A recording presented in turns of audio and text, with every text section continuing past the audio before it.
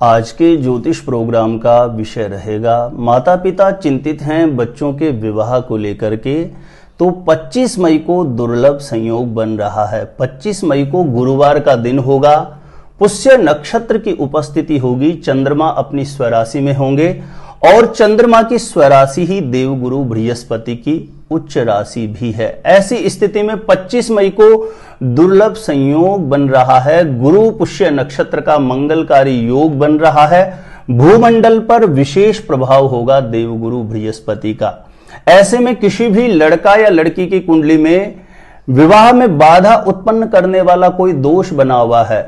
माता पिता जहां कहीं भी बच्चों के विवाह के लिए बातें कर रहे हैं, बातें बार बार चलती है लेकिन बात सफलता तक नहीं पहुंच पा रही है, तो गुरु पुष्य नक्षत्र का दिन बहुत खास होता है। किसी भी लड़का या लड़की के विवाह में बाधा उत्पन्न करने वाले बड़े से बड़े दोष को तत्काल नष्ट करके शीघ्र विवाह होने का मंगलकारी योग बना देगा यह दिन। जरूर ध्यान रखें, 25 मई गुरु पुष्य नक्षत्र का यह विशेष दिन। इस दिन मां जरूर करें अपने बच्चों के शीघ्र विवाह होने के लिए।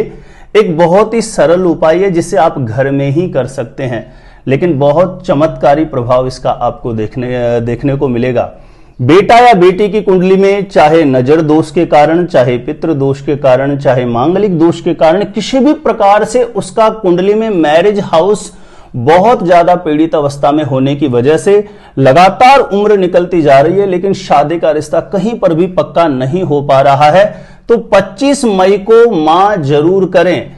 सबसे पहला नियम है कि ब्रह्म मुहूर्त में उठ जाएं। 25 मई को सुबह 5 साढ़े 5 बजे के आसपास उठ जाएं। शौच आदि से निवृत्त होकर के स्नान करें। स्नान करके स्वच्छ धुले हुए वस्त्र धारण करें। शरीर पर कोई भी पीले रंग का वस्त्र हो तो सर्वोत्तम होगा, क्योंकि गुरुवार का दिन है और गुरुवार के दिन पुष्य नक्षत्र का संयोग बनता है। तो ये समय, ये अवधि ऐसी होती है कि इसमें कोई छोटा सा भी प्रयोग आप अपनी मनोकामना के लिए करते हैं तो उसका परिणाम बहुत जल्दी आपके सामने आ जाता है। शौच आदि से निवृत्त होकर के स्नान करके स्वच्छ धुले हुए वस्त्र धारण करें। पीले रंग का कोई वस्त्र धारण करें तो बहुत अच्छा है। सबसे पहले घर के पूजा स्थान में जाएं। घर के पूजा स्थान में जाकर के वहां पर विराजित जो भी देवी देवता हैं उनसे अपने बेटा या बेटी के शीघ्र विवाह हेतु सच्चे भाव से, पूर्ण समर्पण भाव से, सच्ची तन्मयता से प्रार्थना करें कि प्रभु आज जिस प्रयोग को, उपाय को मैं करने जा रही हूं, इसका प्रभाव जल्दी से जल्दी मेरे बेटा या बेटी के लिए कर रहे हैं उसके लिए प्रार्थना करें।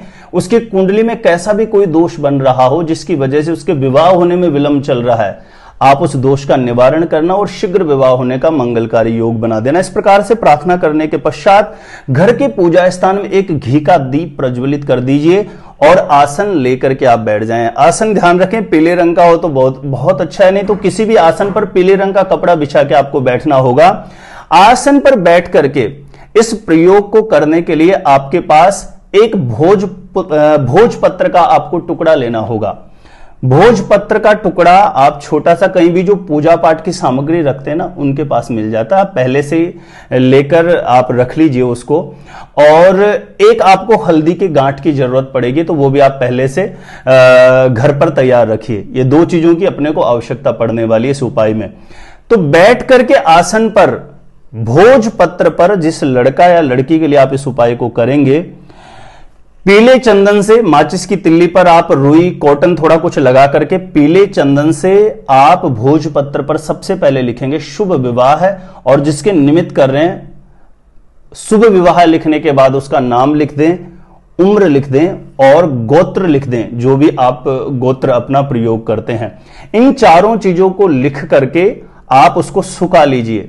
जो आपने चंदन से लिखा है जब वो सूख जाता है भोजपत्र के ऊपर चंदन, उसके पश्चात आपको जो एक हल्दी की गांठ लेना है, उस हल्दी की गांठ पर पीले चंदन से, ये जो अनामिका अंगुली है, सबसे छोटे वाली अंगुली के पास वाली जो अंगुली है, इससे आपको एक चंदन की बिंदी लगा करके प्रार्थना करना है श्री लक्ष्मी नारायण भगवान से कि प्रभु मेरे बेटा या बेटी जिसके लिए भी कर रहे हैं उसकी कुंडली में कैसा भी कोई दोष बना हुआ है, यदि पितृ दोष की वजह से विवाह में समस्या बनी हुई है तो उस दोष का निदान करना।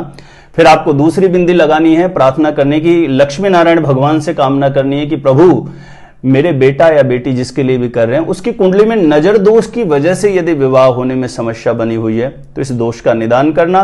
फिर आपको तीसरी बिंदी हल्दी की गांठ पे लगा के प्रार्थना करनी है, जिस किसी के लिए भी कर रहे हैं, बेटा के लिए बेटी के लिए कर रहे हैं, कि मेरे बेटा या बेटी की कुंडली में किसी भी प्रकार के ग्रह दोष की वजह से यदि उसके विवाह होने में समस्या बनी हुई है तो उस दोष का निदान करना और शीघ्र विवाह होने का उसे आशीर्वाद प्रदान करना सच्चे भाव से। देखिए, पूजा पाठ का कोई भी नियम, कोई भी प्रयोग, उपाय आपकी जो दिमाग की जो फ्रीक्वेंसी इस पे डिपेंड करता है।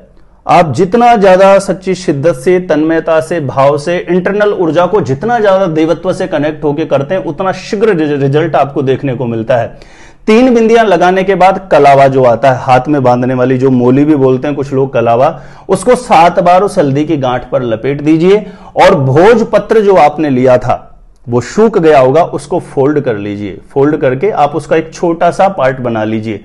अब ये हल्दी की गांठ और भोजपत्र को लेकर के, यदि घर में केले का पौधा लगा हुआ है तो बहुत अच्छा है, नहीं तो कहीं पर भी केले का पौधा लगा हुआ हो आपको वहां पर जाना होगा।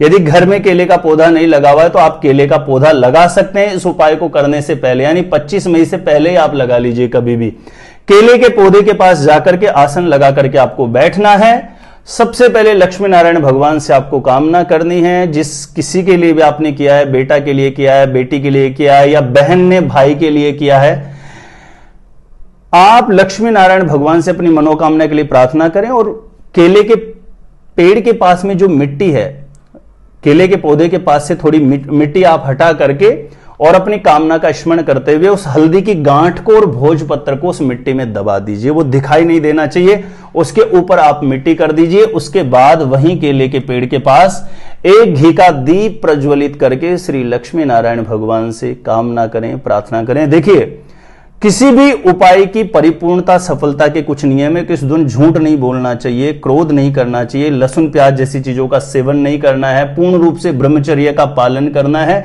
दिन में सोने से बचना है और ज्यादा से ज्यादा श्री लक्ष्मी नारायण भगवान से अपनी मनोकामना के लिए चिंतन करना है।